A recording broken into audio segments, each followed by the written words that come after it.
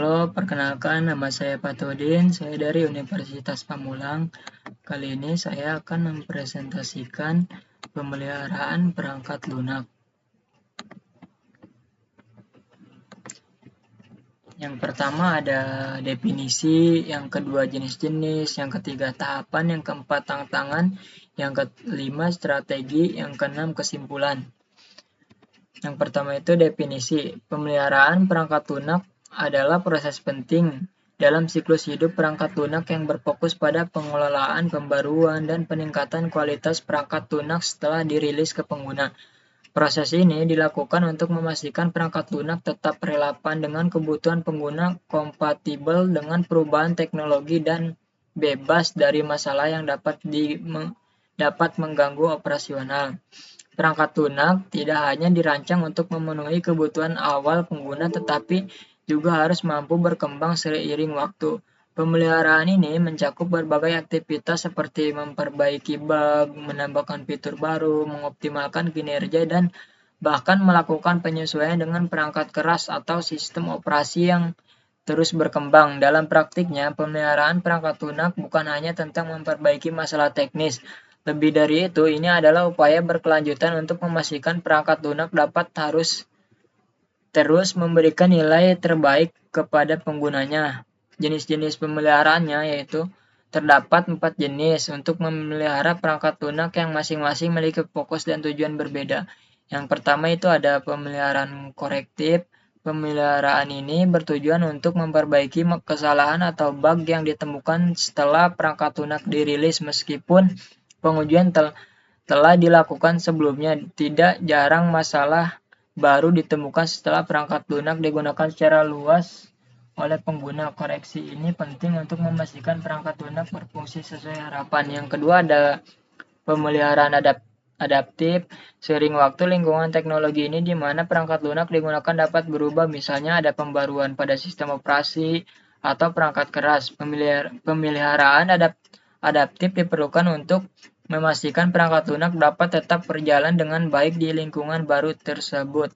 Yang ketiga ada pemeliharaan perspektif. Pemeliharaan ini dilakukan untuk menambahkan atau meningkatkan fitur perangkat lunak berdasarkan umpan balik pengguna. Dengan mendengarkan kebutuhan pengguna, pengembangkan dapat menciptakan perangkat lunak yang lebih relevan dan bermanfaat. Yang keempat ada tujuan utama pemeliharaan preventif adalah untuk mencegah masalah yang mungkin terjadi di masa depan. Ini melibatkan mengoptimalkan struktur kode atau memperbaiki potensi kelemahan sebelum menjadi masalah besar. Selanjutnya ada tahapan pemeliharaan. Proses pemeliharaan perangkat lunak terdiri dari beberapa tahapan penting yang dilakukan secara sistematis untuk memastikan perubahan dilakukan dengan efisien dan efektif. Yang pertama ada analisis masalah. Pada tahap ini, tim pengembangan menganalisis masalah atau kebutuhan perubahan berdasarkan laporan pengguna, hasil pemantauan sistem, atau kebutuhan baru yang muncul. Selanjutnya ada perencanaan pemeliharaan. Setelah masalah diidentifikasi, langkah selanjutnya adalah merencanakan bagaimana pemeliharaan akan dilakukan. Ini mencakup penentuan prioritas atau alokasi sumber daya dan jadwal pelaksanaan. Yang selanjutnya ada implementasi. Tahap implementasi melibatkan pengkodean, penguji, dan integrasi perubahan ke dalam perangkat lunak. Tim pengembangan bekerja untuk memastikan perubahan tidak mengganggu fungsi utama perangkat lunak. Selanjutnya ada validasi. Setelah perubahan diterapkan, perangkat lunak diuji kembali untuk memastikan semua fungsi berjalan sesuai spesifikasinya. Tahap ini sangat penting untuk memastikan perangkat lunak tetap stabil. Terakhir ada rilis dan dokumentasi. Setelah semua tahap selesai, pembaruan dirilis kepada pengguna. Dokumentasinya yang jelas dan lengkap disediakan agar pengguna dapat memahami pembaruan tersebut. Selanjutnya ada tantangan dalam pemeliharaan. Pemeliharaan perangkat lunak tidak terlepas dari berbagai tantangan yang dapat mengaruhi efektivitas prosesnya. Yang pertama ada kode lama. Kode yang ditulis bertahun-tahun lalu sering kali sulit dipahami karena kekurangan dokumentasi atau standar penulisan kode yang konsisten. Yang kedua ada ketergantungan sistem. Perubahan pada suatu bagian perangkat lunak dapat mempengaruhi bagian lainnya sehingga diperlukan pengujian menyeluruh. Yang ketiga ada biaya. Pemeliharaan perangkat lunak sering kali membutuhkan anggaran besar, baik untuk sumber daya manusia maupun teknologi. Yang keempat ada teknologi usang. Perangkat lunak yang diperbarui dalam waktu lama mungkin tidak kompatibel dengan teknologi baru. Yang kelima ada komunikasi. Dalam tim besar, koordinasi yang buruk dapat menghambat proses pemeliharaan.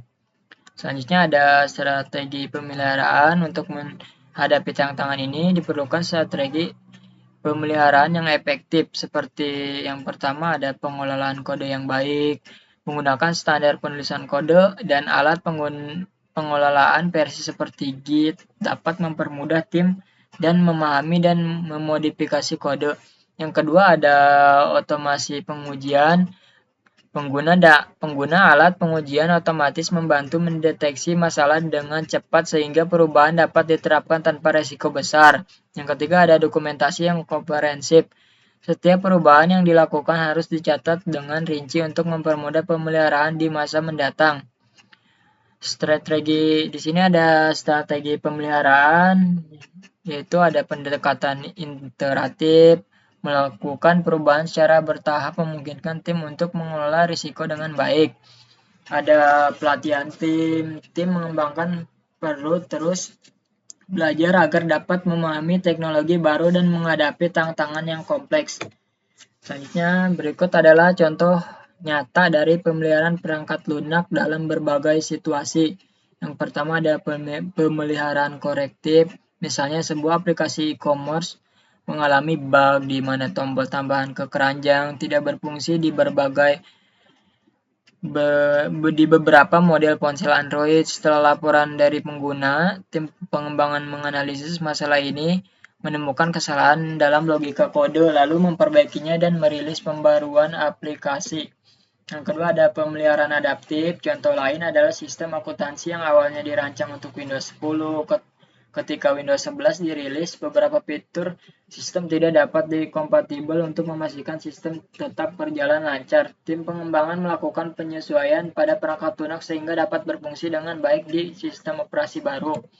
Yang ketiga ada pemeliharaan perspektif. Aplikasi media sosial sering melakukan pembaruan untuk menambahkan fitur baru berdasarkan umpan balik pengguna. Misalnya sebuah aplikasi chat menambahkan fitur dark mode karena banyak pengguna menginginkannya untuk kenyamanan mata saat menggunakan aplikasi di malam hari. Penambahan fitur ini adalah bagian dari pemeliharaan perspektif. Yang keempat ada pemeliharaan preventif. Perusahaan pengembangan perangkat lunak antivirus secara rutin melakukan pemeliharaan preventif untuk memperbarui database ancaman keamanan. Mereka memperkuat algoritma enkripsi agar lebih tahap terhadap serangan baru, bahkan sebelum ancaman tersebut menjadi masalah besar.